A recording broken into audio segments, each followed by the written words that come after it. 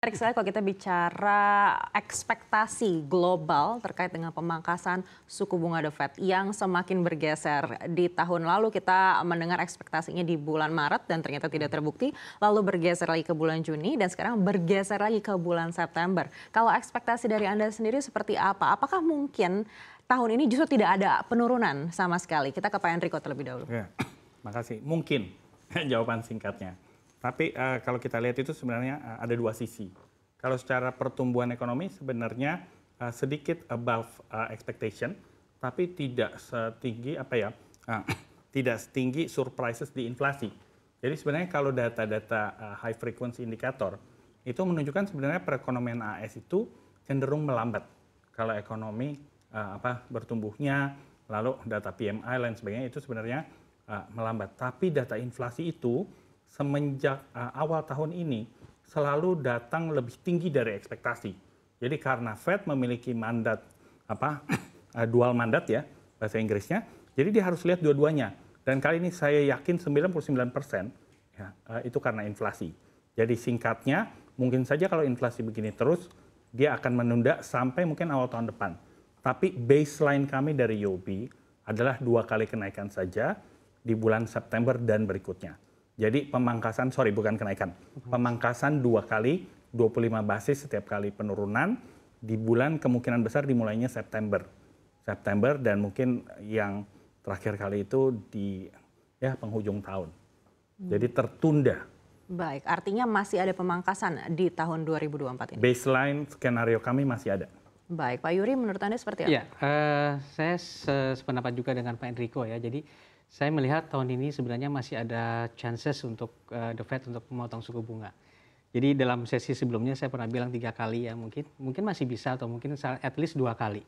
Tapi mungkin waktunya agak sedikit mundur nih.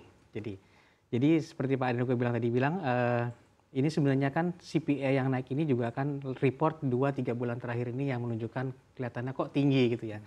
Sebenarnya di Amerika Serikat sendiri terjadi rebalancing dari tenaga kerjanya yang which is itu sesuatu yang bagus dan kenaikan inflasinya juga sudah melandai. Jadi saya melihat pelemahan ekonomi itu sebenarnya terjadi more than data suggest dan saya melihat sampai akhir tahun ini ya at least 2 kali masih ada chances untuk The Fed untuk menurunkan suku bunganya. Baik, tapi kalau memang target inflasinya di 2% dan kita tahu ada konflik geopolitik di Iran dan Israel yang berpotensi untuk menaikkan BBM di Amerika Serikat, apakah menurut Anda masih akan ada potensi pemangkasan suku bunga ini? Ya, kalau saya lihat perang emang could be a game changer, Pak. Jadi secara medium term dia bisa meningkatkan inflasi karena supply chain yang terganggu. Cuman kalau kita melihat ke belakang dari awal mula Ukraine lawan Rusia, ya, emang itu sesaat 3 bulan terganggu supply chain. Tapi kemudian market bisa melakukan adjustment mengatasi masalah supply chain ini. Jadi saya rasa perang itu medium term akan menjadi game changer. Cuman kita lihat juga eskalasinya ya seperti apa. Dan saya lihat juga lately kok newsnya itu Iran juga sudah mulai soften gitu dan Israel juga sudah mulai soften dikit ya, kita melihatlah. Jadi kemungkinan kalau perangnya ini bisa tidak eskalasinya tidak terlalu jauh, saya rasa emang bisa jadi game changer selama 3 bulan, cuman pada akhirnya market akan adjust. Baik, artinya tidak akan terlalu berpengaruh pada inflasi. Silakan Pak Erik. Saya mau tambahin dikit bahwa The Fed itu melihat yang dinamakan super core inflation. Jadi ada core, ada super core. Dia akan exclude temporary factor seperti energi, BBM, kenaikan yang temporer karena katakanlah pajak atau GST. Nah, ini menurut Jerome Powell dan teman-temannya belum benar-benar turun di level yang comfortable. Dan saya merunut itu karena sektor jasa.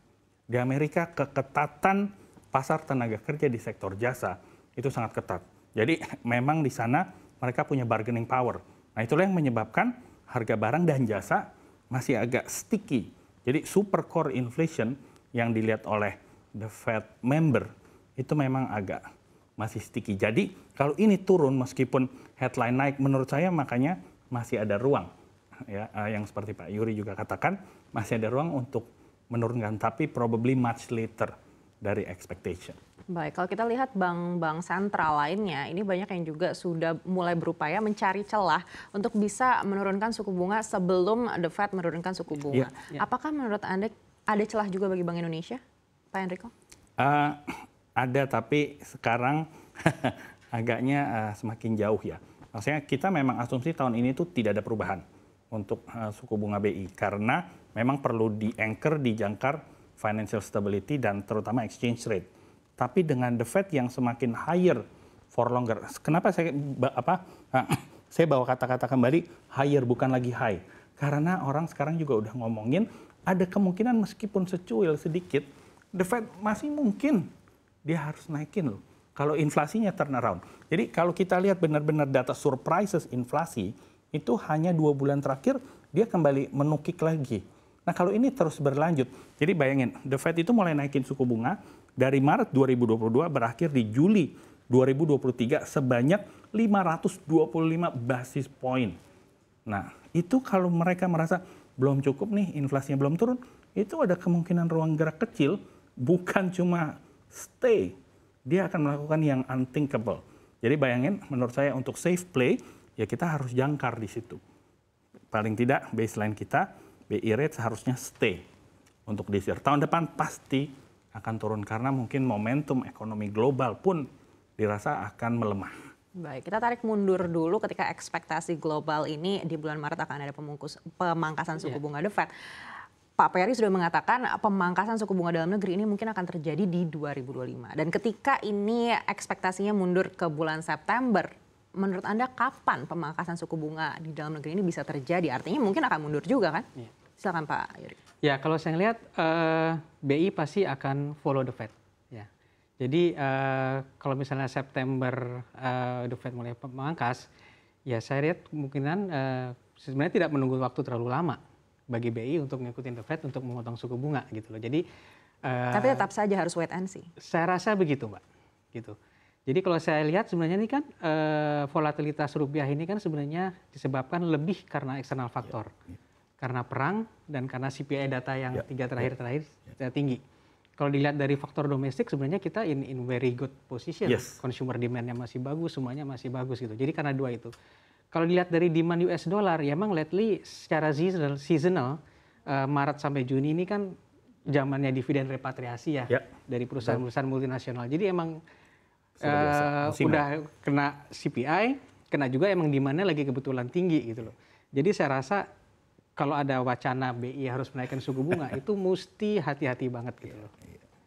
Baik, kalau menurut Anda seperti apa Pak Enrico? Kalau memang seperti yang tadi Bapak sampaikan di bulan September akan ada pemangkasan The Fed, kapan Bank Indonesia bisa mulai melakukan pemangkasan? Kuartal 1 tahun depan, tapi sekarang resikonya kalau memang 2 hari lagi harus dinaikkan seperti yang terjadi di bulan Oktober, itu karena the long impact dari depresiasi exchange rate. Dan itu akan menaikkan imported inflation. Jadi yang tadi pikir udah oke nih, kita bisa mulai pangkas, sekarang agak naik lagi. Jadi karena resiko itu perlu ditahan, dijangkar, dia harus geser sedikit. Tapi menurut saya langkah itu toh juga pasti dipikirkan matang-matang.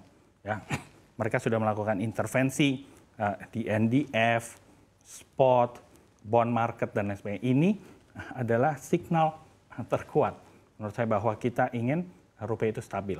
Tapi saya sangat setuju, harus hati-hati komunikasinya dan ekspektasi ke depannya.